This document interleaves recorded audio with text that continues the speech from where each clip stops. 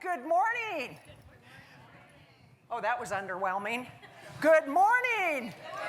I feel like a teacher. I never was a teacher. I'm, a teacher at heart, but actually we're all teachers. And that's what we're here to talk about today, is how to be good plant-based ambassadors. Is that why everybody's here? Yeah, go ahead. Okay. Today is about learning communication skills so that you can inspire others to explore the possibility of a healthy, happy, plant-based vegan lifestyle. Is that why everybody's here? Yeah. Okay. Did anybody wander into the room and you're going, what's all this talk about plant-based and vegan? And if you saw a strange woman running this morning with a shirt that said vegan AF, that was me. Because, and I have to tell you, a few years ago, I would not call myself vegan. I was like, vegans are crazy. And 6 months into it, I called myself a crazy vegan. Now, I'm a baby vegan compared to a lot of people here. We have people here who are speaking today who have 20, 25, 30, 35 years of being plant-based, and some people here identify only as plant-based, some identify as plant-based vegan. Our mission, and I'm going to call Peter up in just a moment, our mission is to inspire, in the first year, 1 million happy, healthy vegans. Who's on board with that? Who's on board with that? Okay, today is all about let your energy out and show the radiance of what it means to be plant-based. Because as you've been meeting people in the hallways, you're probably saying, plant-based?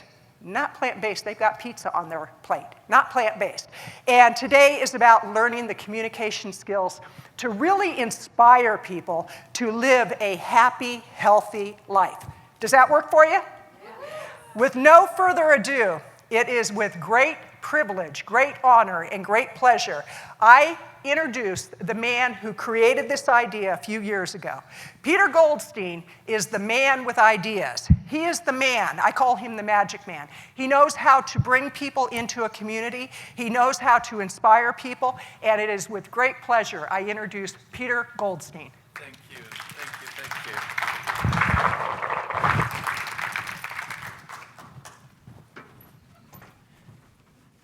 Thank you, Kathleen, and I'm so honored to see everybody here, and here in person and virtually, and everybody who's going to be part of this community.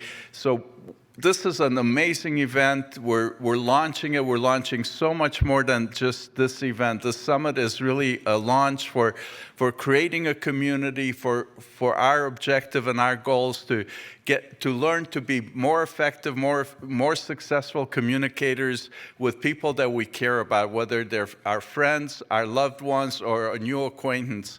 Because for me personally, it's just amazing that we have a movement, both the whole food plant-based movement as well as the vegan movement that's been around since the 1940s, yet maybe a couple % of the world is vegan. And this is crazy because for me, it's an absolute truth that eating right, eating plant-based serves animal justice, serves our health, and serves climate healing. And it's an absolute truth, just as it is. If you drop a ball, it will fall to the ground. If we eat plant-based, we get healthier, we save animal suffering and the planet, and helps the planet. So our goal is to help inspire 1 million happy, healthy vegans, and that's what we're here for, is to find a way to move the needle on this movement, because to have 3 to 5% of the world being vegan, maybe 1% of the world is whole food plant-based. After 75 years, it's just, we can do something better than that. And we're here to add another voice, because there are so many amazing people doing research, doing animal compassion work. And of course, we have one of the magnificent doctors coming up next, and Kathleen will introduce him in a moment. But I just want to thank everybody for being here. I know how passionate we are about animals, how passionate we are about our health, and how passionate we are about people we care about. And I know how how much we are so driven and so frustrated and so disappointed when we get pushed away by people we care about. When we see somebody who needs a different lifestyle, can reverse chronic diseases, yet they push us away. They block us. They keep us out of our families, our friendship circles, and we need to do something about that. And for that, we're bringing other disciplines, experts from other disciplines to the table, psychologists, leadership coaches, interpersonal communications experts, so that we can learn from them, so that we can be more effective communicators, so we can reverse all that frustration that we have when we get pushed away by people that we care about, by people we really want to see be healthier and happier. And that's really what we're doing. And I'm so glad that you're all here. And that we're launching this, because that's what this is. We're launching this in this room, and we're launching it virtually, and we're looking to grow the community of people who are consumers and who are professionals in the plant-based and vegan world. And so we can all find ways to grow this movement and serve the people that we care about, and the planet and the animals that are suffering. So with that, welcome, and I give you back Kathleen, who's going to introduce. He just tosses me around. It's like, oh, you can have her, you can have her. Thank you, Peter. And I have to say that it is such a thrill to be part of this inaugural event, because we've been working on it for quite a while. Peter has had this idea for probably a decade. And every step of the way, we got closer and closer and closer. And some of you might be saying, 1 million people, that's a lot of people to inspire. Yet with our next speaker, he really needs no introduction, but I will introduce Dr. John McDougall, who is just a world-renowned expert on plant-based health. And when I told my mother-in-law that Dr. John McDougall was speaking at this event, she goes, "You got Dr. John McDougall?" My sister, when she was in her 80s, followed his protocol, and it turned her life around. And that's all the introduction he needs. He turns lives around. And he's the author of many best-selling books. So with that, I'm going to turn it over to the amazing Dr. John McDougall. Please give a hand for Dr. McDougall. Well, thank you very much for the nice introduction. My name is John McDougall. I've been at this for more than half a century. And what I'm going to share with you is the most unpopular topic that I could think of, but it's the most important one. So hopefully you'll bear with me. I mean, I could have talked to you about the way I treat breast cancer, diabetes. We cure 100% of type 2 diabetics. I could have talked to you about autoimmune diseases, or high blood pressure, or heart disease. You know, all those topics, by the way, if you're interested in them, you can find them on YouTube. You just put in the name McDougall, and whatever you're interested in, you'll find one lecture or another that I've given. But instead, I decided I needed to talk to you about something that's so near and dear to my heart. Something that I think about every day. I think about, maybe too often, but it's really essential. It's essential because everything depends upon what I'm going to talk to you about over the next few minutes. I gave this presentation the first time at the American College of Lifestyle Medicine in October of 2019. And when I finished the presentation, I got a couple of standing ovations. And these people, they liked it. The American College of Lifestyle Medicine, these are doctors. There's 500 physicians, dietitians, other ancillary people involved in nutrition. They knew about a vegan diet. And they really, they enjoyed the initial presentation, but there was no follow-up. And probably the most important thing that happened to me during this presentation is, as I finished and as I was leaving the stage, a young doctor came up to me who was there to take his boards, his tests for certification for the American College of Lifestyle Medicine. And he said to me, "Dr. McDougall, why am I here? Why am I taking the certification tests? How do you practice medicine on a dead planet?"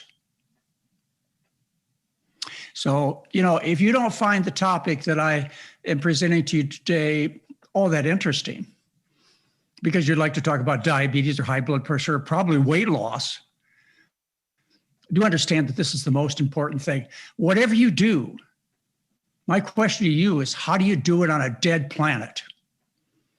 All right. Anyway, I got started in medicine, 1965. And that's when I went to actually undergraduate. 68, I went to medical school.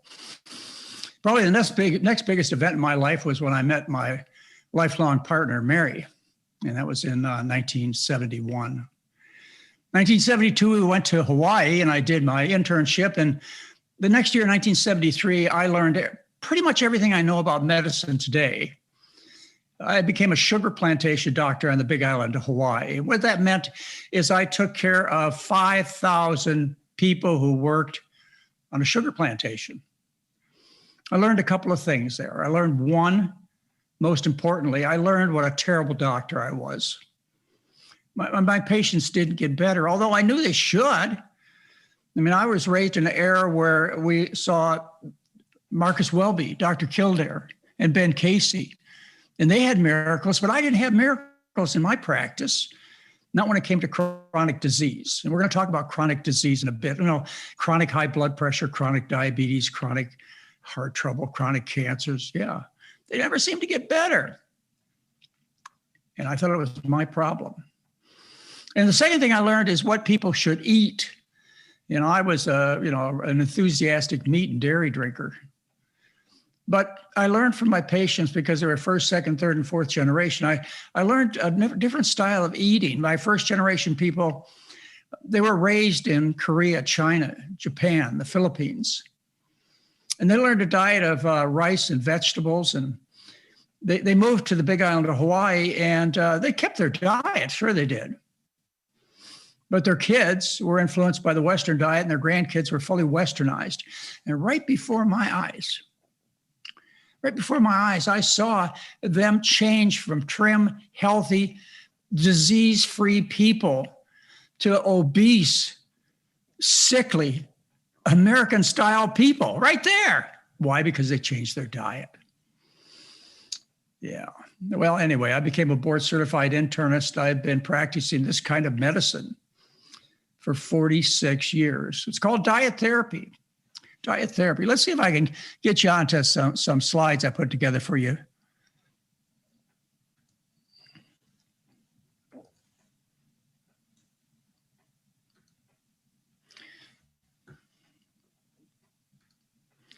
Oh, okay. So, it's nice that I'm talking to a could-be, would-be vegan group. At least I hope you're all in that right direction. I bet a few of you got dragged to this conference kicking and screaming. But I bet by the end of the conference, you're going to be so thankful for that person who brought you to this new information. And I realize it's overwhelming. It's threatening. It's a big deal. I mean, it's like worse than religion and politics to talk about food. And those topics are really tough to deal with, especially these days. So you're here, you're stuck in that seat, and hopefully you'll open your eyes and your ears and you'll listen to what I have to say. This is the presentation that I first gave. This was in October of 2019, the American College of Lifestyle Medicine. They honored me. They gave me a Lifestyle Achievement Award. Only 4 of them have been given in the entire history of this college. And my colleagues gave me the honor of a Lifestyle Achievement Award. And I certainly have worked hard at it. I don't know that I deserve that kind of honor, but I certainly put in the work. What we're going to be talking about is a common denominator, and that's food. That food is the common denominator in 3 of our most pressing issues, the things that need to be dealt with in the 21st century. And they are COVID-19. We don't call it COVID-19 anymore, do we? You call it a new virus, a new variant, because there's a new one right around the corner all the time. And it doesn't make any difference how many vaccinations you get.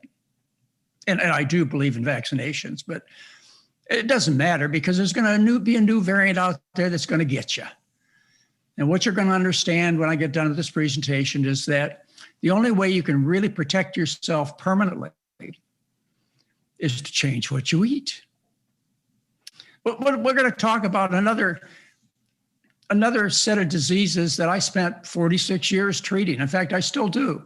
I'm still an active practicing doctor. I've taken care of more than 12,000 patients. Personally, what a privilege, huh?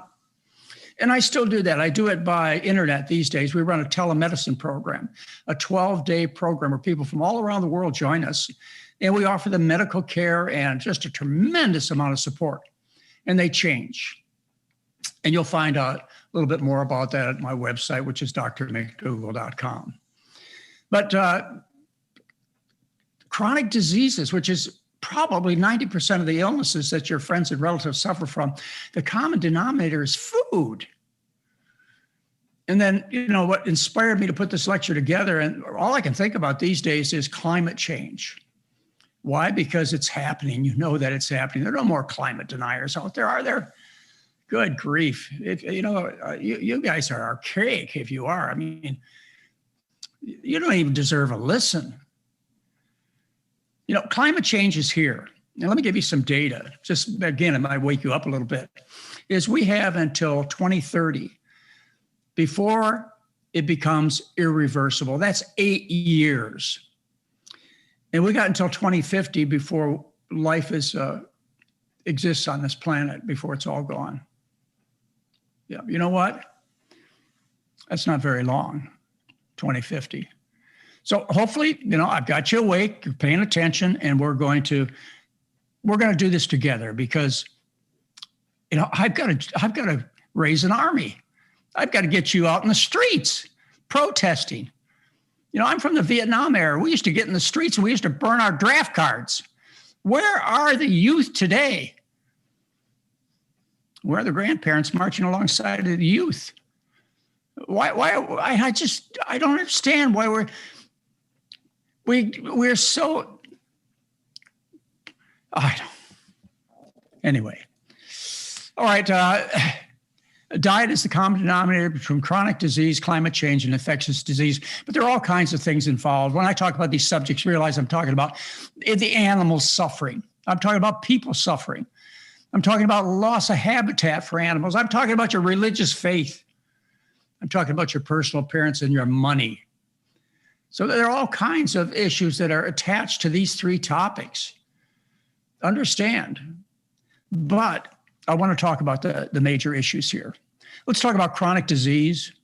Chronic disease. All right, chronic disease. That means it's here for a long time, right? It means it never gets better. It's chronic. If it was an acute problem, you'd get over it. This is chronic disease. Chronic disease is due to food poisoning. I've tried to make it as simple as possible for people to understand. They understand tobacco poisoning, and they understand alcohol poisoning, and heroin poisoning, and cocaine poisoning. They understand that. And so that, you could just take one action and you could stop the poison. So I've tried to make the food thing as simple. So you can take the minimal amount of actions to get the results that you're looking for. And believe me, you want to learn more about this, then you just have to follow me around on YouTube or the internet or at our website.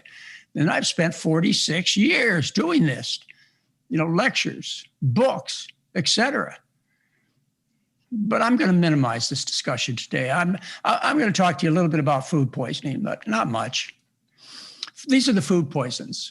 They're animal foods, whether they be parts of animals or secretions from animals, and also oil. And I bet oil is a big topic for many of you. You've made the switch to a vegan diet, and that's good. That's good, but you're still overweight. You still are promoting cancer and heart disease and bleeding and all, suppressing your immune system because you haven't given up the oil. And it's just as toxic as the animal foods as far as preventing you from enjoying the health that you should and could. Yeah, you've dealt with the animal rights issues and, no more cruelty to animals. That's good. And you probably dealt with the planetary issues. But hey, you need to be a good ambassador when it comes to spreading the messages of animal cruelty and climate change and in our environment. You need to be a good messenger. And I'll tell you, ladies and gentlemen, if you stand in front of a crowd and you appear overweight and sickly, they're not going to listen to you. They're going to say, if I have to end up with the health that you have to save the planet and the animals, forget it. So I know you got your attention. I know you want to be a good messenger because I know you have causes and they're really important. They're important to me, all these things. But there's a problem that's prevented you from conveying these important messages, and that's the way you look in your personal health. Not all of you, but you know who I'm talking about. All right, diseases of food poisoning, there are obesity and its complications like diabetes, cancer, heart disease. The diabetes of both type 1 and type 2, but I'm only talking about type 2 diabetes, which is 100% curable with a change in diet and associated weight loss. Heart disease, all kinds of artery problems. You got 60,000 miles of arteries or blood vessels in your body, and they get affected in different parts of the body. You lose your hearing, you lose your sight, you develop erectile dysfunction, get gangrene, heart attacks, strokes, every place. Food poisoning. Various kinds of arthritis, nonspecific arthritis, rheumatoid, lupus, ankylosing spondylitis, psoriatic, various kinds of cancer like colon, breast, prostate. These are due to food poisoning. And by the way, even after you get the cancer, you can make a difference in not only just the quality of somebody's life, but the quantity. And so says the American Cancer Society in February of 2015. They came out and told my colleagues that they should be treating their patients with diet information, the kind of diet we're talking about today, at least in this direction. This is official. People who have cancer need to be healthy. They'll live longer and they'll live better, no question about it. Upper intestinal problems, what would you think caused your stomach to hurt, your esophagus to hurt, GERD, indigestion? No, it's not a lack of Nexium or Prilosec. No, that's not a deficiency you got. It's what you put in your stomach, of course. And most of us are familiar with this kind of a problem, and we know where it comes from. It's the food. So the solution is quite simple. It's a starch-based diet with the addition of fruits and vegetables. I just want to take a moment here and tell you about why I talk about diet in a certain way. A plant food-based diet, a vegan diet, or a vegetarian diet can be so many different things. Vegetarian can be with cheese and eggs. You can be just as sick with cheese and eggs. Vegan can be loaded with oil, and I talked to you a little bit about oils. Or it'd be a lot of refined foods. Or you could be eating a whole food, plant food-based diet where everything is whole, everything's green, et cetera, et cetera, et cetera. And you call it nutrient dense and you're starving to death eating all this broccoli, cauliflower, kale, and lettuce. Just doesn't work, folks. You can't get satisfied. No population of people has ever eaten such a diet. You must eat a starch-based diet because all populations that ever walked this earth did so. I mean, think about it. Native Americans, I can show you studies where Native Americans were found 10, 12,000 years ago to be living on potatoes and then corn.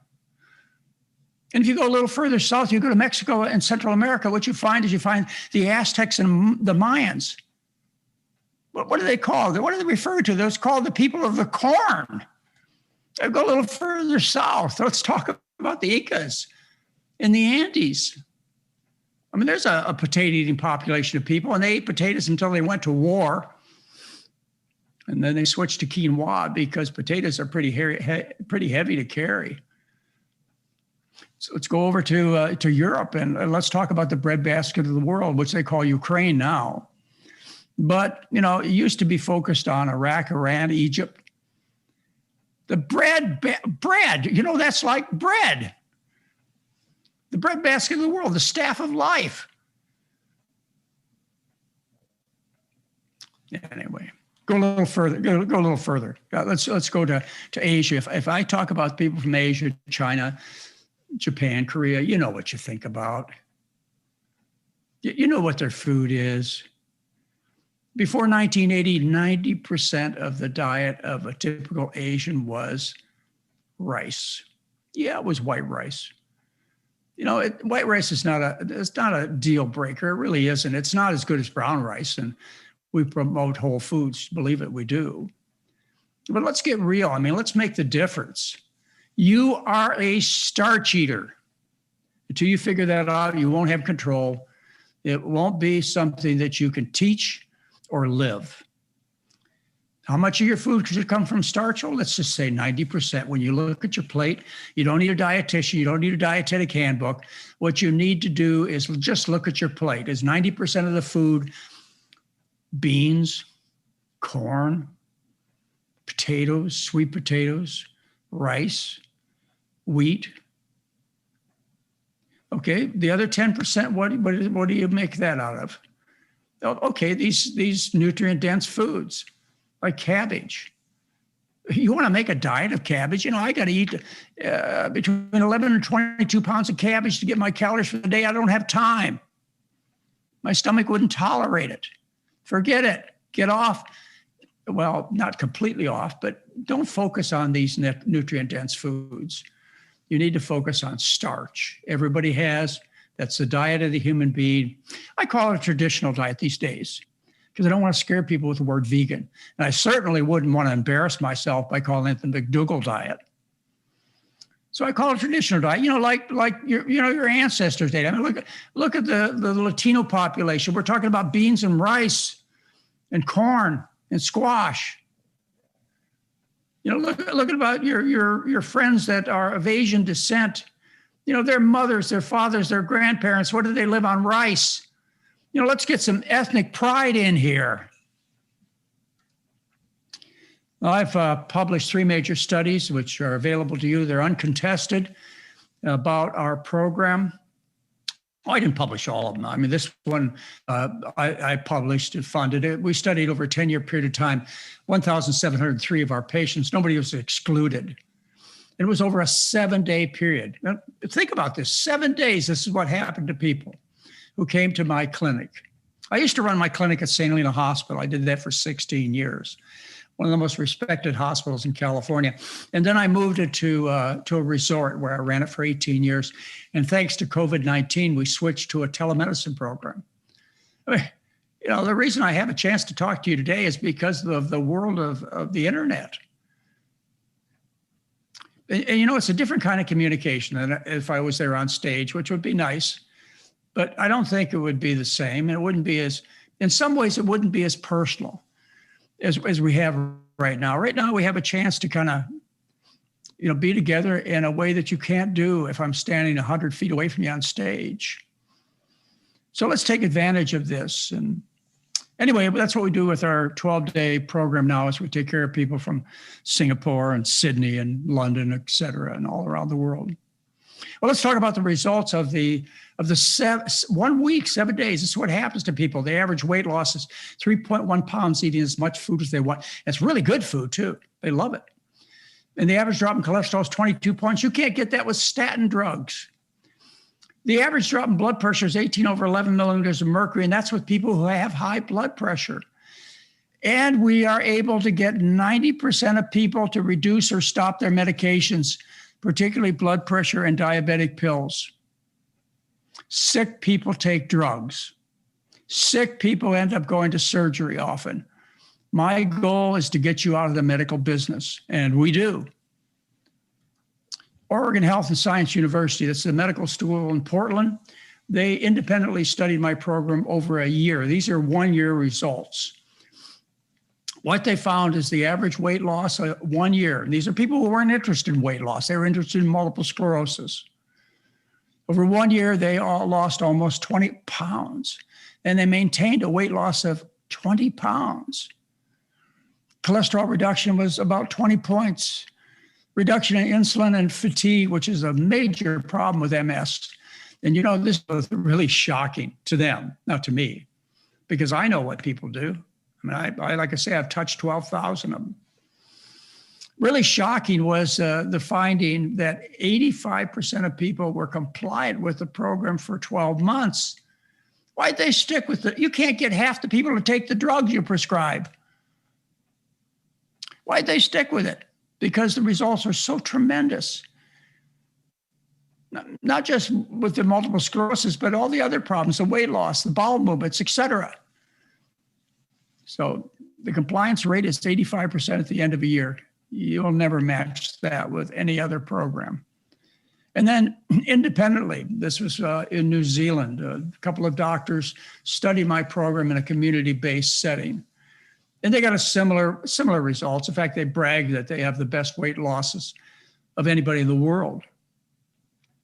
They got a 25-pound weight loss over a year. Yeah, that's better than ours, but they used our program. Cholesterol reduction was similar to ours, 20 points, and similar compliance rate, and you'll get the same thing. I heard that you folks, many of you are interested in teaching. I strongly encourage you to. There's nothing more rewarding than helping other people. We actually have a course you can get certified. It's the Starch Solution Certification course, where we certify, we give you a test, we certify that you know the starch solution. And you can display that in your window, that you understand the starch solution, which is a worldwide bestseller book that I published in 2011. You'll find it every place. The starch solution. Why'd I call it starch? I mean, John, why would you do that? You're just cutting off your nose to spite your face to use the word starch. Well, I was right. All right, the way the program works is very simple, is you stop the injury and the body heals. The body is always healing. It never stops. Even if you got cancer, it never stops. Like, for example, when you smoke cigarettes, you injure yourself 20, 40 times a day. You cough, mucus comes out of your lungs. What happens when you stop the injury? The healing catches up with the damage and you heal. That's all. The healing's always been going on. It's just that it can't keep pace with the injury. That's it. Just stop the injury. And in the case of food, we've got to stop the food poisons. That's all. Just stop the food poisons. All right, let's talk about climate change, which is really, really what I want to get across the message. But as I say, the topic of climate change, once people hear that that's what you're going to talk about, they tune out. I don't know, maybe they're just too scared. For whatever reason, the world is not paying the attention that they need to on this very important topic. So I hope that I get your attention. Nudge the person that's sitting next to you, wake them up. This is important. I learned about climate change from Al Gore in 2006. Inconvenient truth. But he forgot to mention food. Maybe that was because he was a black Angus farmer. Maybe that was because he ate the rich Western diet himself. And then he wrote the sequel in 2017. Again, he told us about fossil fuels and how urgent it was. Very important messages, but he didn't mention food. Then we had in 2006, we had the United Nations, or the Food and Agriculture Organization report, FAO report, supported by the World Bank. And they came out and it was shocking. I know many of you know the statistics and you should know it. And that is that 18% of the greenhouse gases are caused by the animal agricultural businesses, more than all transportation put together. But those data, they didn't connect it. The FAO really didn't mention food, or didn't mention what we ought to do. They mentioned food was the problem, but they didn't tell you what to do. They didn't even give you one recipe. So in 2006, when I first got interested in this topic, and in fact, I got interested 2 years before. When I got really interested was when I had my first grandchild, who's now 18 years old. Then my focus of attention changed. And many of you have children and grandchildren. They have no future unless we get this fixed quick. And so I wrote An Inconvenient Truth. We are eating our planet to death in the year 2006. And I used to do weekends, they're called advanced study weekends. I brought a lot of people. I always had somebody who dealt with the climate, often had people who dealt with animal rights.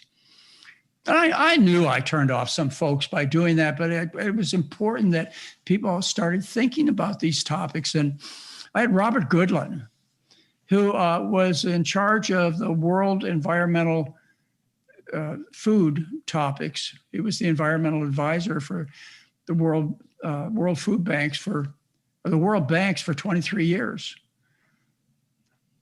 And he came and talked in 2013 to our group, and he explained to us that we had 3 years left. That was in 2013. But he also talked about his important work at the World Watch Institute, where they took the FAO report and they recalculated the real damage from animal agriculture and added things that really needed to be added and accounted for things that really needed to be accounted for. And to this day, these figures stand, and that is that over 51% of the global warming gases are caused by animal agriculture, but they still didn't mention how to fix it. They didn't give you one recipe. They didn't really tell you what to do. It's nice they told us what the problem was. And now we have the Eat Lancet Commission. The Eat Lancet Commission is the most important authority on diet and climate. You know, they're the ones that the IPCC listens to, and they're the top people in the world. And they tell you that, look, you know, they said in 2019 that we've got fewer than 12 years left. Excuse me, I'm being generous. I'm telling you, we have until 2030 before we have irreversible changes, but every day counts. You know, every second they're equivalent to 7 Hiroshima bombs hitting the planet every second from the heat that is caused by the excessive sunshine.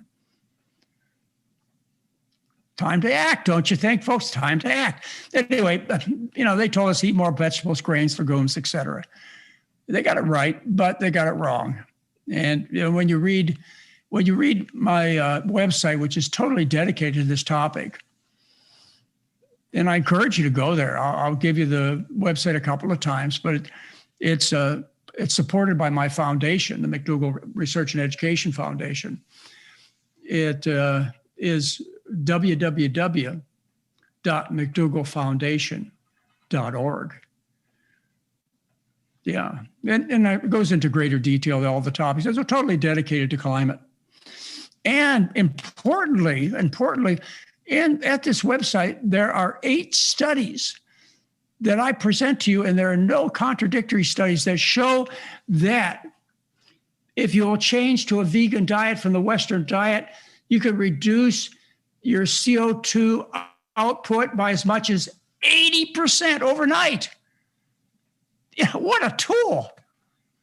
And you can take these 8 studies, you can show them to environmentalists, you can show them to your mother-in-law, you can show them to anybody. They're there on the website, McDougallfoundation.org. Anyway, they still don't talk about what you ought to do. And that's where you folks come in. You want to teach, you need to teach people how to do the diet. Take them to your kitchen, show them the recipe, show them how good the food tastes. Nobody's doing that. You have a really big job ahead of you. Anyway, we're focused on what the problem is. The problem is animals. We've got to stop eating the animals. It just makes no sense at all. Makes us sick, sets us up for infections, destroys the planet. There's no disagreement on this, but there's no action either. So here's one of the studies showing a reduction of greenhouse, a 70 to 80% reduction in greenhouse gas production when you change your diet. Overnight, you could do this. And here's another one of them. This was out of the Lancet Commission. It shows a 50% reduction. You know, you probably can play this tape later on, or you can go to the website, McDougallfoundation.org, and you can get these studies. Okay, so how does this work? Well, remember I told you that for 46 years, I've been practicing diet therapy. And my patients get well because the body is always trying to heal. Well, you know, the planet is always trying to heal too. We just got to stop the repetitive injury. Yeah, we got to stop that. Yes, but I'm going to talk to you about a very potent way to intervene too along the way. We got to do that too. Stop the injury. All right, let's talk about infectious disease. Everybody's over COVID, but COVID's not over with us. Where I live, they talk about an increased risk of infection, hospitalization, and death. Still happening. Not going to stop, by the way. Why? Because the source of these viruses, it's due to a hot planet where these organisms can spread all over the planet. You need to protect yourself. And how do you protect yourself? Well, I know many of you are anti-vaccination. I'm a real doctor. I'm not. Okay? Whatever. But whether you're anti-vax or you're pro-vax doesn't make any difference. You still need to make your body as tough as possible so you resist these infections. So before COVID-19 even came to this country, United States, China, they knew that whether you ended up hospitalized on a mechanical ventilator, drowning for 2 weeks on a mechanical ventilator, or dead, depending upon your previous health, your comorbid factors. Your chronic diseases, the one we talked about a few minutes ago, the ones that we talked about were good to diet that are cured by diet. High blood pressure, kidney failure, heart disease, obesity. If you watch your news reports, you see when they take you into the intensive care unit, the person connected to the ventilator is a big person. And I don't mean tall. They knew that. We knew this in this country too. We knew that the CDC told us that if you have comorbid factors, the obesity, the high blood pressure, the heart disease, that your risk of hospitalizations is 6 times higher, your risk of dying is 12 times higher than those of us who are healthy. And even in Europe, they've come to this conclusion. This is the British Journal. It tells us we need to eat diets richer in whole grains, fruits. Why not go all the way? I mean, why just richer? Why not just do 100%? I think so. Everybody knows this. And how does the diet work? Well, all kinds of ways. Strengthens the immune system, changes the microbiome, which is the bacteria that everybody's talking about. Puts up barriers that prevent the viruses from coming into the body. All kinds of phytochemicals in plants. Yeah, plants, phyto. Only plants have these chemicals, phytochemicals, that are anti-infective. One of the more interesting mechanisms involved, I just want to touch on for a second because it's one that people can relate to. Doctors can relate to this too. It has to do with cholesterol. Cholesterol, it gets involved with the transport areas of the cell lining, the lining between the blood and the lungs. It's a one cell layer. Okay, these are bridges. These are called CoV2. Okay, these are bridges, and if you add cholesterol to the system, in other words, you eat a high cholesterol diet, and you all know that cholesterol only comes to you in the form of animal foods. Plants don't contain any significant amount of cholesterol. So what happens is the cholesterol builds up in your body. It gets involved with these bridges, and it opens them wide and creates more bridges, and therefore you end up getting infected deeply. And in our program, I told you, we reduce cholesterol. Here's 7 days, a reduction in cholesterol, 22 points. I talk to a lot of doctors, and we doctors, we learn about drugs and we relate to drugs. And so anytime you can talk about drugs, doctors understand. Talk about food, don't understand very much about food, but drugs we understand about. And the statistics that say that if you give statin drugs to people, they have a reduced risk of fatal or severe disease. And the mechanism is cholesterol again. All right, so I've got this established for you. We talked about chronic disease. We talked about climate change. We talked about the infection issues, the major things affecting us over the next, however long that we exist on this planet. Your next question is, will we do it? Will we make the changes? Are human beings capable of doing this? Well, let's go to lessons from the past and see. During World War I, 1914 to 1918, the British set up a blockade so that they could starve the Germans. And if you see the North Sea here, you see that Denmark was involved in this blockade. They were under severe restrictions of food, and they were at risk of starving.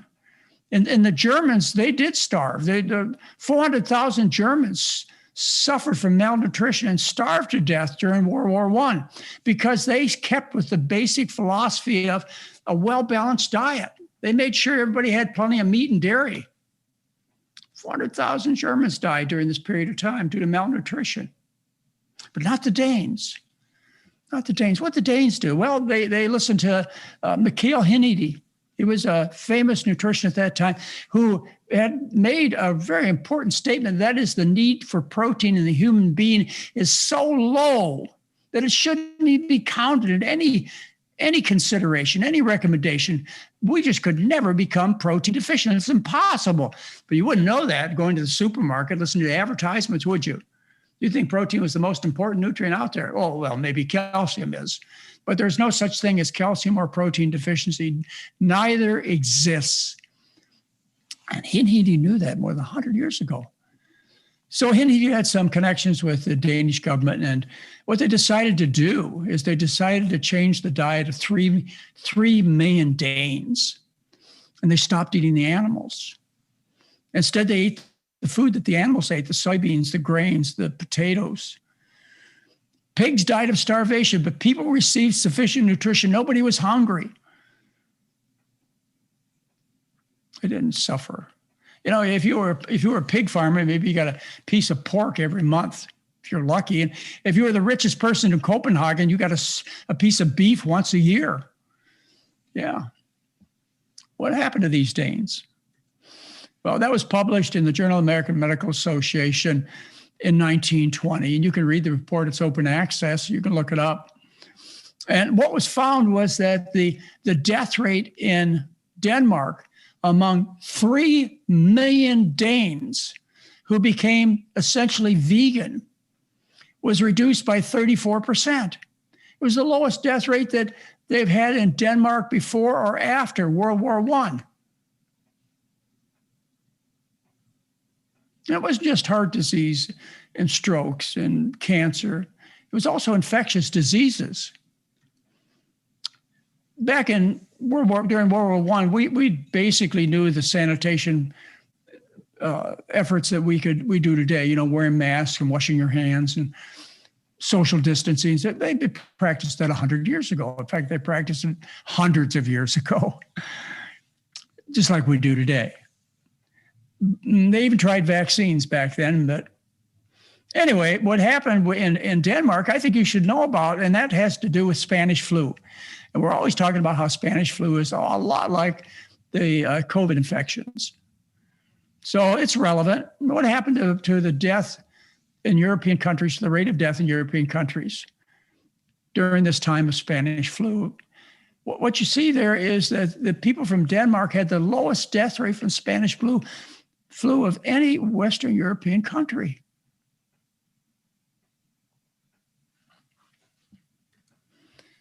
All right, COVID-19 is the comet. You've watched the movie Don't Look Up. It's the comet that tells people that we can make a difference. We can change. We are capable. We can do it. You know, 3 million Danes did it, and they had telegraph. They had no TV. Radio was just happening in Western Europe. What do we have today? We have 83% of the world's adult population with cell phones and iPads. We can do it. We can change the diet of 7 billion people. I know we can. But we got to get out in the streets. We got to make it real. And the results is when we went through the COVID-19 epidemic, and you can look at these studies if you want later on, and you'll see that the air cleaned up. They could see the blue sky in China, over the cities. They didn't see it before. And all of a sudden they saw, hey, we got blue sky. There were fish in the canals of Venice. Animals were running the streets. Wild animals, the ones that are supposed to be here. Anyway, just in a short period of time, we made a huge difference.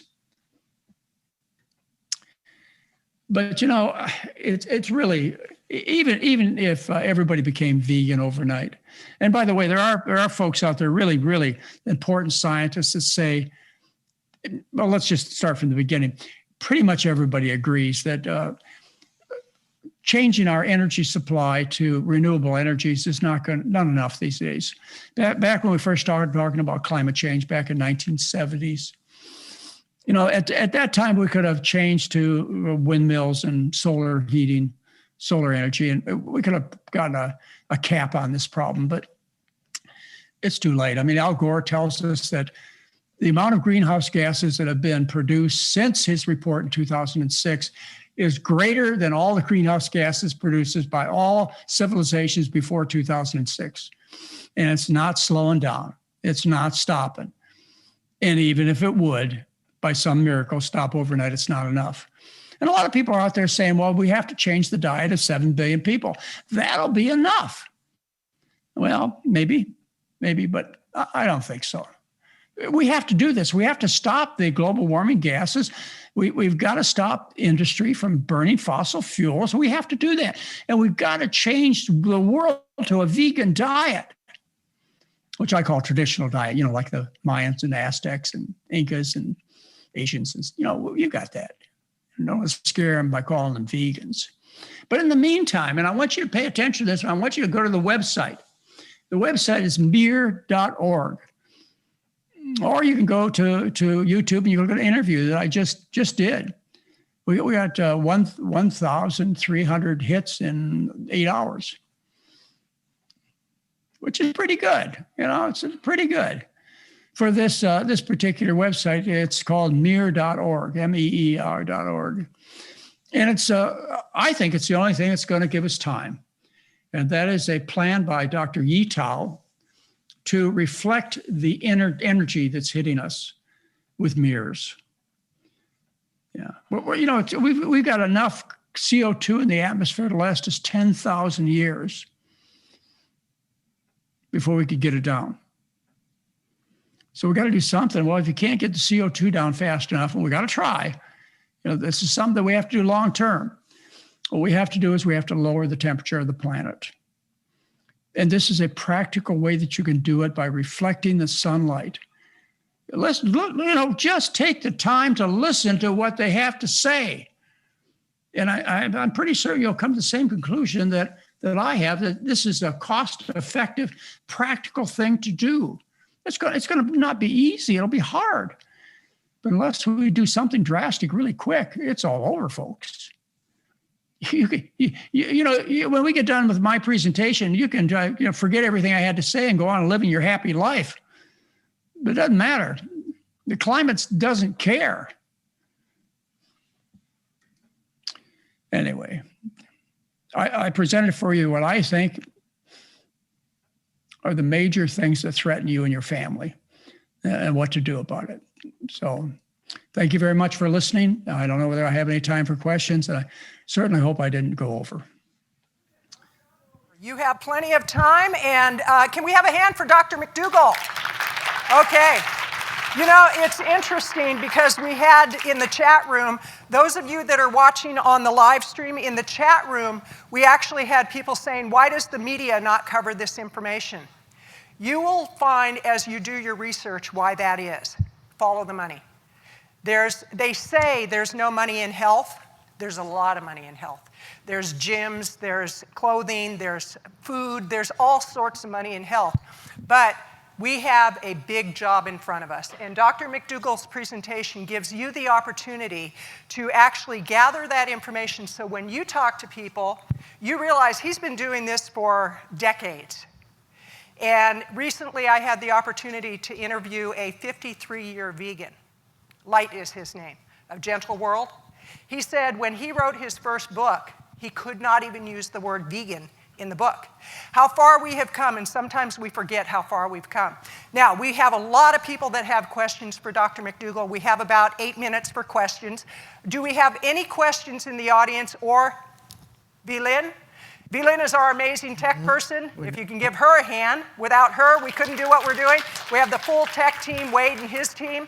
And Vlyn, do we have any questions from people around the globe? We have people in India, Australia, UK, all over the world that are watching in right now. And they're watching the back of your heads. Not really. Okay, Vlyn? Well, I'm looking for questions, so if you're out there and you can hear us, please put your questions in the chat, whether you're in one of the Facebook groups or you're in Afton Tickets. I can see the chat and would love to ask your questions. But I have a question. Okay. When Dr. McDougall was talking about the cosmic aspect of it all, how do we get people to see that as part of the initiative that we're looking at that addresses the planet? Okay, and if we could get Dr. McDougall back on the screen. And Dr. McDougall, did you hear the question? Yeah, I did. This is the challenge. It's not that we don't have solutions. I've given you solutions that will work. The problem is to get people to do it. And they just don't feel threatened. It's not like I say, during the Vietnamese conflict, when I had to sign up for the draft and was threatened to go to Vietnam, that was a big deal. It personally touched me. I got in the streets. In Denmark during World War I, they were threatened with starvation and other aspects of war. People don't feel threatened.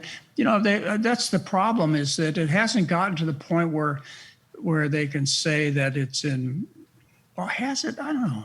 Or maybe we're right on the verge. I mean, how many wildfires do you need? We lost everything in October of 2017 due to the wildfires in California. Not just myself, but other family members and staff lost everything. People are suffering from droughts and floods, and very shortly it's going to be food shortages. Hey, folks, you don't have to worry about people becoming vegan. They're going to become vegan, but it's not going to be by their choice. And so, I don't know, maybe you can sell it from that point of view. I started out this presentation by telling you that it's the toughest sell. I could have made a lot more friends here today if I had spent my time talking to you about obesity.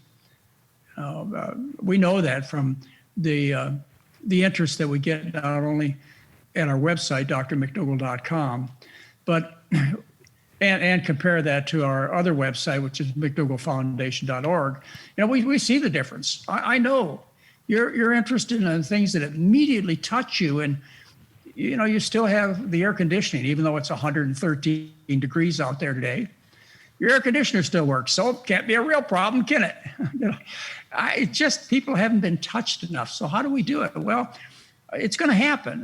What we need to do is we need to put ourselves in a position where we're at the head of the parade so that we direct the populations in the right direction, because there are so many people out there that are doing the wrong thing and they're getting away with it. And I'll tell you who they are. They're the low carbers. They're the Atkins people. They're the people that have destroyed the health of human beings and are going to try and get in the head of the parade and destroy the health of the planet. So, ladies and gentlemen, study hard, be strong, understand your right, and get at the head of the parade, because when they look for somebody to follow, they're going to take on the low carbers until they run out of pork and beef and chickens. And they'll listen to us. But, we got to start early. And if you have any better answers, the idea is to make a profit. The problem with this MIR project is that we haven't figured out how to make a profit with it yet. But there's got to be somebody out there that can make $1 bazillion. These mirrors are really cheap to make. And right now they're made by using fossil fuel, which is a very good ratio as far as return goes. I mean, huge. But the plan is to be able to make mirrors out of recycled plastic.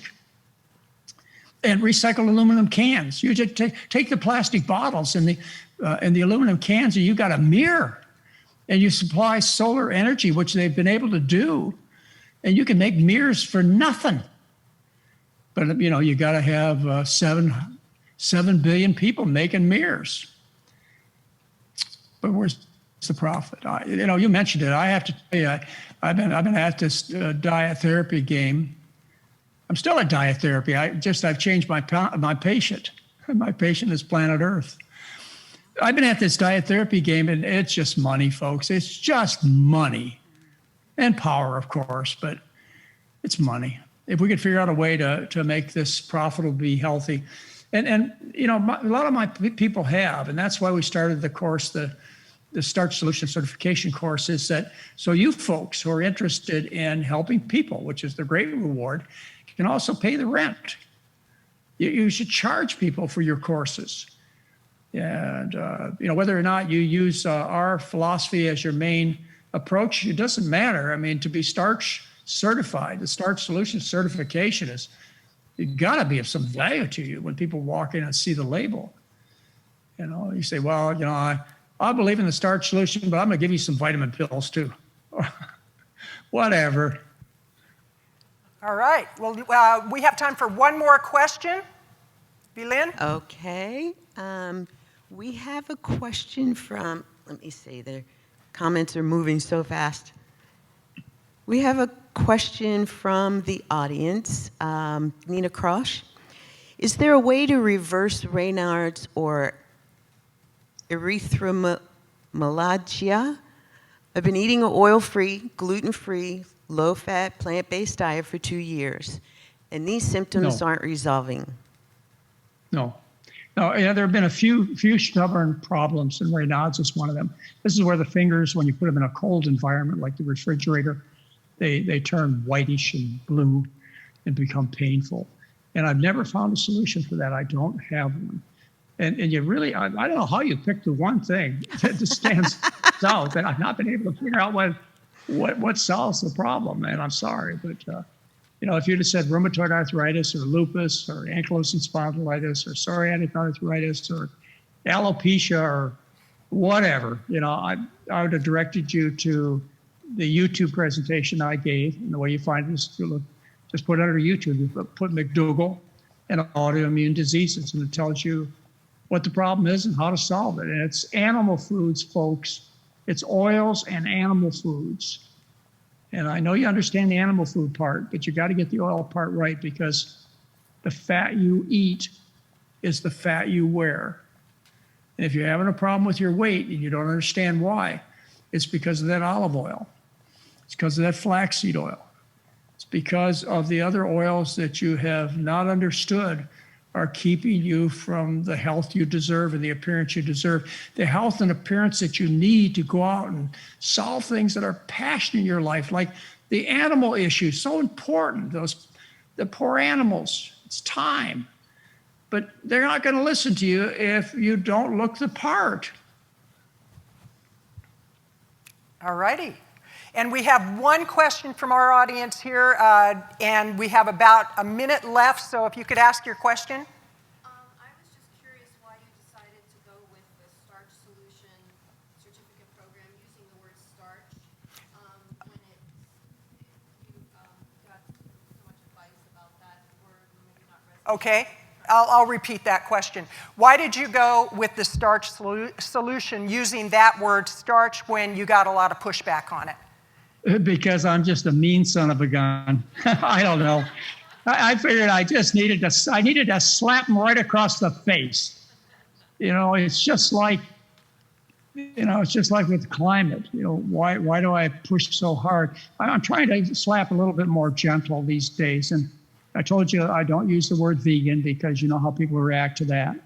And I would never use the word McDougall because they'd say this is just an egotistical plot.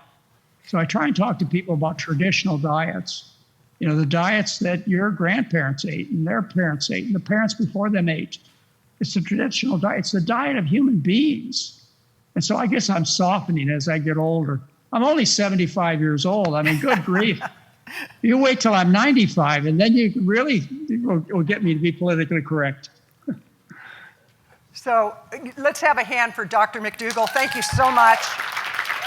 Okay. Well, thanks for the invitation. It was really, This has been an honor. a great Thank you. pleasure. Yeah, thank you. Thank you.